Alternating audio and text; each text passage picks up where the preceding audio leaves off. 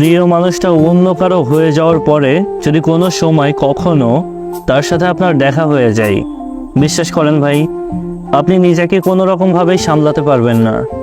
হঠাৎ করে কোথাও যদি সেই প্রিয় মানুষটাকে আপনি দেখে ফেলেন, আপনার বুকের মধ্যে না অজান্তে একটা চিনচিন ব্যথা অনুভব হবে। আপনার নিজের অজান্তেই চোখ দিয়ে পানি পড়তে শুরু করবে।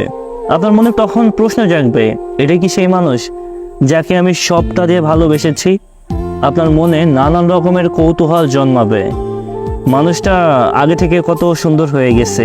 আপনার মনে আফসোস জাগবে, মানুষটা যদি আজ আমার হয়ে থাকতো তাহলে কতই না ভালো থাকতাম আমি। আপনার মনে আফসোস জাগবে, আপনার বুকে চিনচিন ব্যথাও হবে, আবার আপনার অনেক বেশি খারাপও লাগবে। না পাওয়ার যে একটা কষ্ট, না পাওয়ার যে একটা বেদনা, এটা আবারও আপনার মনে জেগে উঠতে শুরু করবে। আপনার ভেতরে না পাওয়ার দীর্ঘশ্বাসটা না আবারও ভারী হয়ে যাবে। পুরনো ব্যথাগুলো আবারও নতুনভাবে আপনার উপরে আসতে শুরু করবে।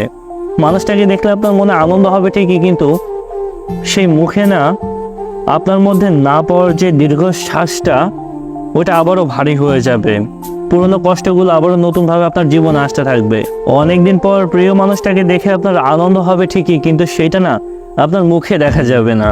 আপনার মনের মাঝে নানান রকম না পাওয়ার ব্যথা অনুভব হতে শুরু করবে। আপনি নিজেকে না কোনো রকমভাবে সামলাতে পারবেন না, বিশ্বাস করেন। ভালোবাসার অনুভূতিগুলো না ঠিক এমনই।